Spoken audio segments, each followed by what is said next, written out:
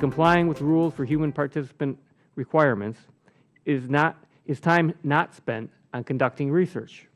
This could mean a delay in research progress and lengthening the time for the next scientific breakthrough. I want to stress that many administrative requirements are very important. We must have a system that ensures that federal resources are not being wasted and that human participants are being protected. That being said, we need to find the right balance that meets those goals and allows researchers to focus on what they do best, advancing science. I am concerned that we might not be striking the appropriate balance. If researchers are spending over 40% of their time on administrative tasks and not research, that is wasteful.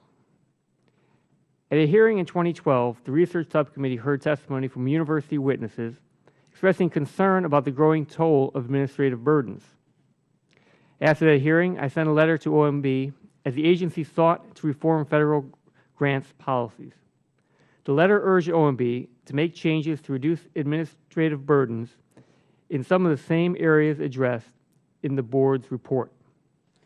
While the OMB has not adopted these recommendations in full, I do feel that substantive progress has been made, and I hope that we can continue to address these matters moving forward. I look forward to working with research groups, the university community, science agencies, and other interested parties to identify and act on additional opportunities for reform. Although this committee cannot solve all the problems associated with administrative burdens, we do have an important role to play in working on and highlighting these issues. Both the America Competes Reauthorization Act of 2014 and the FIRST Act, as mentioned by Chairman Bouchon, include language that would establish a working group under the National Science and Technology Council to make recommendations on how to harmonize, streamline, and eliminate duplicative federal regulations and reporting requirements.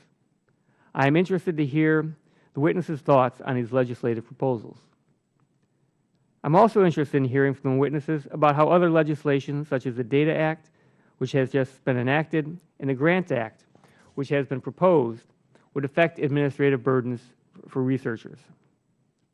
Finally, I'm interested in hearing about the progress that is already being made to streamline and harmonize administrative tasks. For example, I know that federal agencies have been working on harmonizing the grant proposal process and progress reporting requirements.